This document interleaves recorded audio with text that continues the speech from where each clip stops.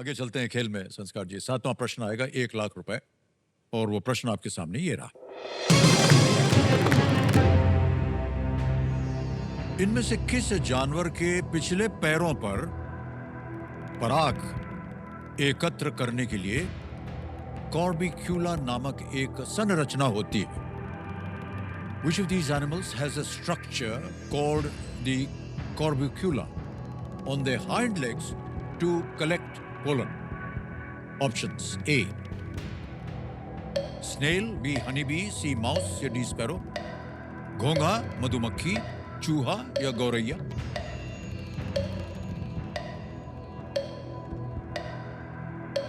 Sir please lock bee, honey bee. Honey B.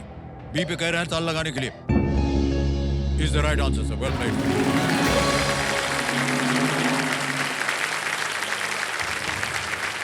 ये जो मधुमक्खियां होती हैं ये फूलों का रस पीने के लिए उनके करीब पहुंचती हैं जी। और इस प्रक्रिया में पराग का बारीक चूर्ण जो है, जो पॉलिनेशन जिसको बोलते हैं, उसके लिए उनकी पोलन जो बास्केट्स में ये जमा हो जाता है। तो साथ में एक उनके साथ टोकरी भी चलती है, उसमें वो डालते रहते हैं पोलन को। अजीब है सर, देखिए पिछले पाँव में जा करके ये बनाया जाता है। ओके संस्कार जी, ऐसे ही एक व्यक्तिगत प्रश्न पूछ रहे हैं आपसे। आप रायपुर में थे जी। और वहाँ से आप आ गए मुंबई। जी। इसलिए आए क्योंकि आप जो आप काम करना चाहते थे जी सर, उसको आप यहाँ पर और बढ़ावा देना चाह रहे थे। तो ये शहर जो है मान्यवर आसान शहर नहीं है। बिल्कुल नहीं सर। इधर बड़ा परिश्रम करना पड़ता है। जी। कितनी देर लगी आपको, आपका जो गुण है, टैलेंट है, जी उसको एक तरह से रिकॉग्नाइज किया गया? सर रिकॉग्निशन थोड़ा थोड़ा बीच बीच में मिलता रहता है। मतलब मैंने खूब ओपन माइक्स किए, मैंने सोशल मीडिया मैनेजर का भी काम किया। मैं साइड में गिटार बजा रहा होता था तो किसी ने वहीं पे जहाँ काम करता था वहाँ बोल दिया कि तुम गिटार सिखा दो यहाँ पे, तो मैं गिटार सिखाने लगा। फिर ओके ओके। तो ऐसे करते करते अभी मुझे थोड़ा रेगुलरली ऐसे काम मिल रहा है। जी काम मिल रहा है। जी जी। तो अभी मुझे 5 साल हो गए हैं यहाँ पे। ओके। जी, पर मैं जैसे अपने खुद के गाने भी मैं रिलीज करता हूँ। मैं फिल्मों से इंडिपेंडेंट, जैसे हाँ okay. Independent singer song writer जिसे कहते हैं, मैंने अपने भी गाने रिलीज करना शुरू किए 2020 में। तो अब मैं धीरे धीरे करके मैं लिखता भी रहता हूँ, कंपोज भी करता हूँ, जी जी। उसी को प्रोड्यूस भी करता हूँ, मिक्स भी करता हूँ। मैं बस ऐसा कुछ बनाना चाहता हूँ जो आगे आने वाले समय लोग 40-50 साल तक सुने। याद जैसे रखें उसको। क्या बात है, वाह। जैसे हम अभी पुराने गाने सुन रहे हैं आज तक। जी हाँ जी हाँ। जब आपने ऐसा सोचा और आपने जैसे मान लीजिए किसी अपने कंपोज किए हुए संगीत को आपने बाहर भेजा, तो उसका कुछ रिस्पांस आया आपके पास? हाँ सर, मुझे एक दो गानों के लिए, एक गाने के लिए बेस्ट लिरिसिस्ट का अवार्ड मिला मुझे। वाह क्या बात है, वेल डन।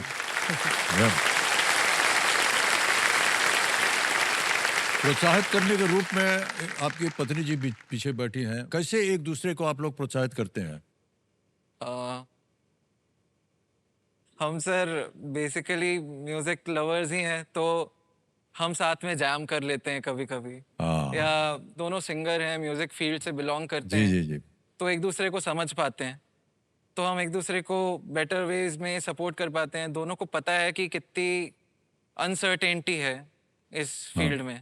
बस एक दूसरे को सांत्वना देते हैं थोड़ी, कि थोड़ा पेशेंस रखते हैं, आगे और काम मिलेगा और अच्छा वक्त आएगा। जी जी जी, बहुत अच्छी आदतें हैं ये। जी और एक ऐसे ही हम बात बोल रहे हैं भाई साहब। जी। संगीत में हमारे कुछ एक आध मित्र हैं, वो बहुत घनिष्ठ हैं। जी। तो धीरे धीरे उन्हीं के साथ बैठ करके हम लोग वो बनाते रहते हैं, सुनते रहते हैं। फिर भाई साहब एक छोटा सा एक कमरा था हमारे इधर घर में साइड में, जी। उधर एक छोटा सा हम स्टूडियो बना दिए हैं। हाँ। और हमारे लिए ये बड़ी अच्छी और सौभाग्य की बात होगी अगर आप दोनों कभी आ करके उधर गाएं और रिकॉर्डिंग करें।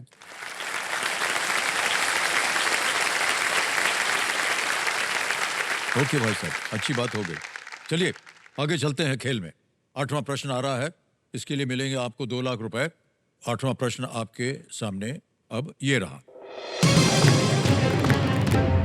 वो देवी जी बैठी है ना बगल में, हमको देख नहीं पा रहे हैं। अच्छा। तो ऐसे ऐसे झुक के देख रहे हैं। अच्छा। आपके लिए हम कह रहे हैं, अभी झुकने की जरूरत नहीं, हम ऐसे ही बात करेंगे आपसे। और अगला प्रश्न आपके सामने ये रहा, और नहीं आपके लिए नहीं, इनके लिए बोल रहा है। इनमें से कौन एक गोंड साम्राज्य की रानी थी जिन्होंने मुगलों के खिलाफ लड़ाई लड़ी थी? Okay. Who among these was a queen of a Gond kingdom who fought against the Mughals? Option देखिए, ए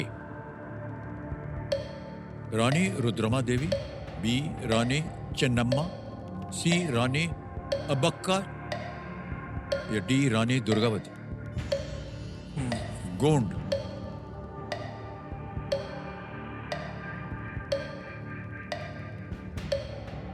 सर लाइफलाइन लेना। लाइफलाइन। शांत हो जाइए, टिक टिक कीजिए। तीनों लाइफलाइन आपकी जीवित हैं, बोलिए क्या करें?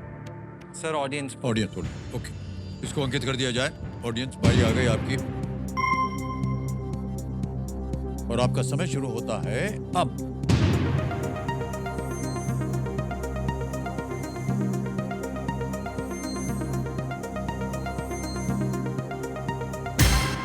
डी को दिया है सबसे ज्यादा प्रतिशत 50%, सी को मिला है 29 और ए को दिया है 20। बी को मिला है 1% मिला है। क्या कीजिएगा? सर मुझे भी डी लग रहा था, तो मैं ऑडियंस के साथ जाना चाहता ऑडियंस का चैट, अधिकतर ऑडियंस कह रही है डी। क्या करें? हूँ। डी रानी दुर्गावती को लॉक कर। डी पे कह रहे ताल लगाने के लिए। वाह, बधाई हो। Well played audience. उन्होंने अकबर की सेनाओं के खिलाफ लड़ाई लड़ी थी, और युद्ध में व्यक्तिगत रूप से उन्होंने उसका नेतृत्व किया था। ओके, मान्यवर, आ गया है नवा प्रश्न, और इसके लिए मिलेंगे आपको 3 लाख रुपए। सही उत्तर दीजिएगा। नवा प्रश्न आपकी स्क्रीन के ऊपर ये रहा।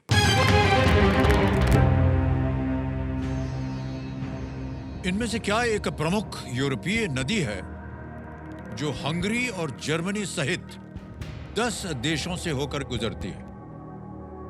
Which of these is a major European river that passes through 10 countries, including Hungary and Germany? Options: A. Volga, B. Rhine, C. Danube, या D. Rhone? वोल्गा, राइन, डैन्यूब या रोन? राइन जर्मनी में है शायद, इतना मुझे पता है। वोल्गा शायद रशियन है। दनूब हंगरी में है, इतना मुझे पता है, पर जर्मनी में है कि नहीं पता नहीं।